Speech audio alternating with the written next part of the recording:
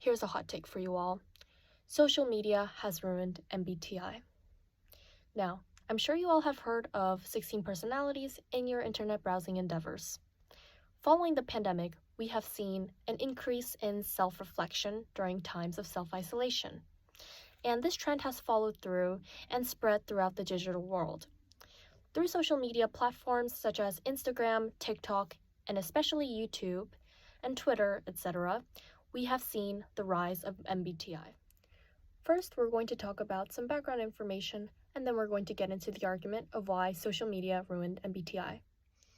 So, the most popularized personality psychology branch is MBTI, or Myers-Briggs Type Indicator. So, what exactly is MBTI?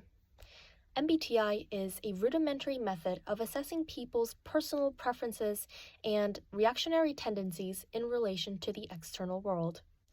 The most popularized personality test is found on the website called 16personalities.com.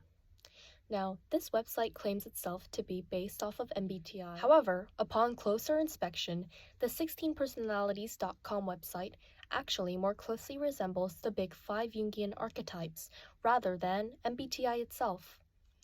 Also note that Briggs closely studied Jung's works on personality types, but she expanded on his version to make it more simpler. Jung was like a founding father in developing the concepts of introversion and extroversion to the world of psychology. Now, Myers and Briggs took his ideas and expanded on them to form 16 distinct personality types that are connected yet distinct from one another. Okay, so now that we've covered some background information on MBTI, let's dive into exactly why social media has ruined MBTI. Point 1. The oversimplification of complex subjects. Through these publicized systems within digital media, people and websites such as the 16personalities.com website make MBTI seem more dichotomous rather than its true nature, which is more like a spectrum. Point number 2. The bad rep certain types get. Namely, the system of hierarchy that inadvertently gets created of these personality types. In the MBTI community, there is a tendency to praise intuitives and to bash sensors. People would say that intuitives are the creatives or intellectual smart people, whereas the sensors are simply hedonistic creatures.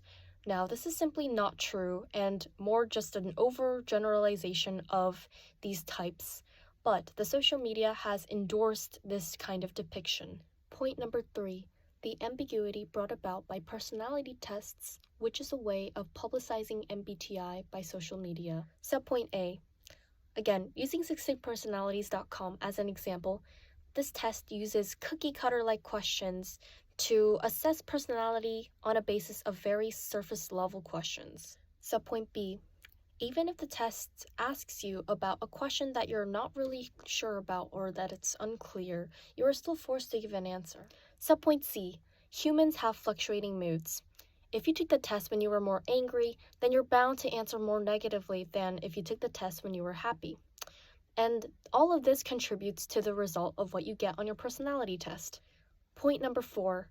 Companies and schools have been trying to use MBTI personality tests to assess the merit of a student or a work candidate solely based on how they perceive themselves. Social media, by spreading this falsifying information, almost this misinformation of how MBTI should work and be applied in the work and school force, has allowed this tragedy to occur. Now, this is absurd. You're telling me that people will hire candidates based off of how they perceive themselves?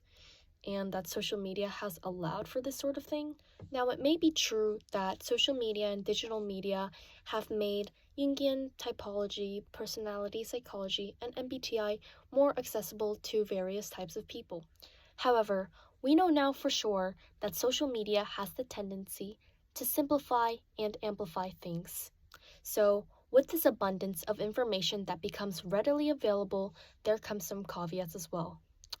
All this information that is just there for us to take, we are able to leave out just as much information in doing so. And this leads to misinformation on digital media most of the time. To close off, social media may be good at spreading information quickly and abundantly, but that information is not effectively revealed. MBTI has fallen victim to this tendency of social media. Social media ruined MBTI. Thank you.